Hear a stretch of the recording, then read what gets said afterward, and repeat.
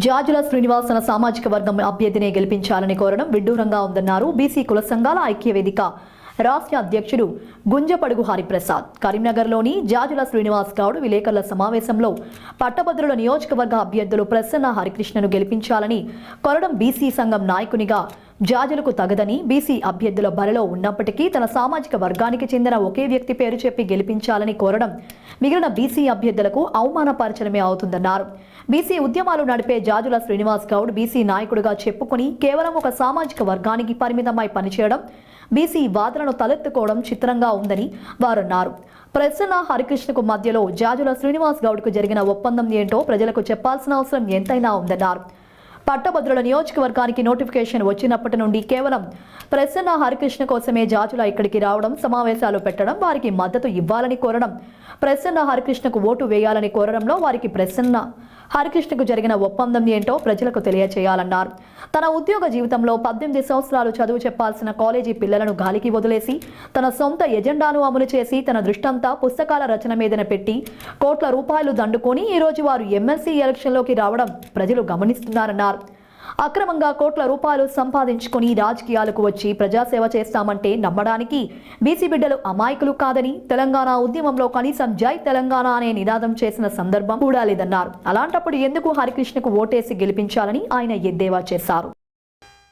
జాజుల శ్రీనివాస్ గారు మరి మొన్న కరీంనగర్ వచ్చినటువంటి సందర్భంగా ఒక విలేకరుల సమావేశాన్ని ఏర్పాటు చేసి ఆయన బీసీ సంఘం నడిపే నాయకుడిగా, బీసీలందరినీ కలుపుకొని ముందుకు తీసుకుపోయే నాయకుడిగా, వారు ఏదైనా చెప్పాల్సి వస్తే బీసీలను గెలిపించండి, బీసీలకు మద్దతు ఇవ్వండి, బీసీలను ఎన్నికల్లో పట్టాభద్రులు కానీ టీచర్స్ కానీ జరుగుతున్నటువంటి ఎన్నికల్లో గెలిపించాలని చెప్పాలి.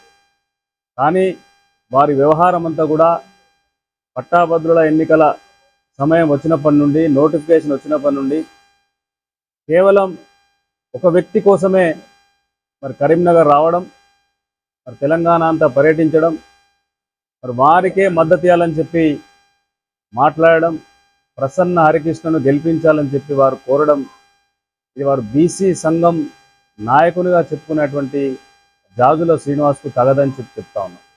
ఎందుకంటే ఇలా వారు అంతా కూడా తన సొంత సామాజిక వర్గ అభ్యర్థిని ప్రచారం చేయడం కోసమో గెలిపించడం కోసం వస్తే మరి దానికి బీసీ సంఘం పేరు చెప్పొద్దు అని చెప్పి కూడా జాజుల శ్రీనివాస్ గారిని కోరుతా ఉన్నాం. ఎందుకంటే ఇలా బీసీలు చాలామంది ఈ ఎన్నికల్లో పోటీ చేస్తూ ఉన్నారు.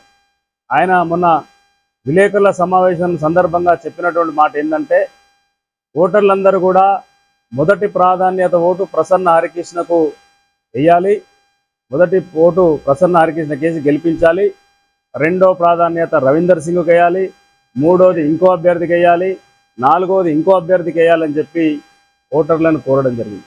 నేను అడుగుతున్న ఈ విలేకరుల సమావేశం ద్వారా, నువ్వు మొదటి ప్రాధాన్యత రెండో ప్రాధాన్యత ఇవ్వాలని చెప్పి సూచించే అధికారం నీకు ఎక్కడిది అని చెప్పి అడుగుతా ఉన్నా. బీసీలందరినీ ఏమైనా గుర్త తీసుకున్నావా? బీసీలందరినీ ఏమైనా గుర్త తీసుకున్నావా? జాజుల శ్రీనివాస్ గౌడ్ గుర్త తీసుకొని ఇలా ఈయనకు మొదటి ప్రాధాన్యత ఇవ్వాలి, ఈయనకు రెండో ప్రాధాన్యత ఇవ్వాలి, ఈయనకు మూడో ప్రాధాన్యత ఇవ్వాలి అని చెప్పే అటువంటి అధికారం నీకు ఎక్కడిది అని చెప్పి అడుగుతా ఉన్నాం.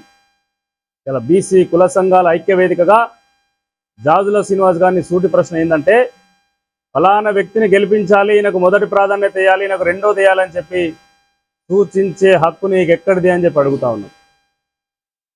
ఏం లాలూచి నీకు ఆయనతో? నువ్వు ఏం లాలుచి తీసుకొని ఇలా ఆయనకు గెలిపించాలని చెప్పి ప్రచారం చేస్తూ ఉన్నావు? నగర్ వస్తే బరిలో ఉన్న బీసీలందరినీ కూడా గెలిపించండి అని చెప్పి కోరాలి, బీసీలందరికీ ఓట్లు వేయండి అని చెప్పి కోరాలి. ఖాళీ ఒక వ్యక్తి పేరు తీసుకొని ప్రసన్న హరికృష్ణనే గెలిపించాడని చెప్పడానికి నీకు ఆయనకు జరిగిన ఒప్పందం ఏంటి ఇలా ప్రజల ముందు పెట్టాల్సినటువంటి అవసరం ఉంది. ఎందుకు ప్రసన్న హరికృష్ణ ఓటేయాలి? దేనికోసం ప్రసన్న హరికృష్ణ ఓటేయాలి? బుక్కులు అమ్ముకున్నందుక? బుక్కులు అమ్ముకొని వ్యాపారం చేసినందుక? ఇలా 19 సంవత్సరాల ఉద్యోగ జీవితాన్ని రాజీనామా చేసిన అంటాడు. ఎందుకు చేసిండు ఆయన రాజీనామా? దేనికోసం చేసిండు? ప్రజల కోసం చేసిండా? ఆయన సర్వీసులో ఎన్నడన్నా ప్రజలకు సేవ చేసిండా? ఆయన ఉద్యోగం చేసిన రోజులు ఎన్నడా బీసీల సమస్యల మీద మాట్లాడిండా? జరిగినటువంటి తెలంగాణ ఉద్యమంలో ఎప్పుడైనా జై తెలంగాణ నినాదం చేసిండా? తెలంగాణ ఉద్యమంలో ఆయన పాల్గొన్నాడా?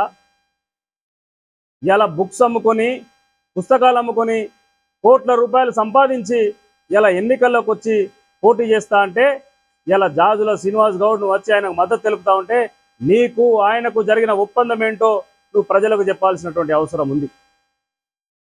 ఇలా ఇంకొక విషయం, ఈయనేమో రాష్ట్ర సంఘంగా ప్రసన్న హరికృష్ణకు మద్దతు ఇస్తున్నా అంటాడు. ఈయనకు జిల్లాలో కూడా కమిటీ ఉంది. ఈ జిల్లాలో ఉండే ఆయన కమిటీ అంతా కూడా ఇలా బీజేపీకి మద్దతు తెలుపుతా ఉంది. అంటే బీజేపీతో ఒక దిక్కు, ప్రసన్న హరికృష్ణకు ఒక దిక్కు. ఏం లాలుచి ఈ రెండు విధాలుగా నువ్వు నీ కమిటీ అంతా కూడా ఇలా లోకల్గా ఉండే బీజేపీ అభ్యర్థి, పట్టభద్రుల అభ్యర్థి అంజిరెడ్డితో కలిసి ప్రయాణం చేస్తూ ఉన్నారు.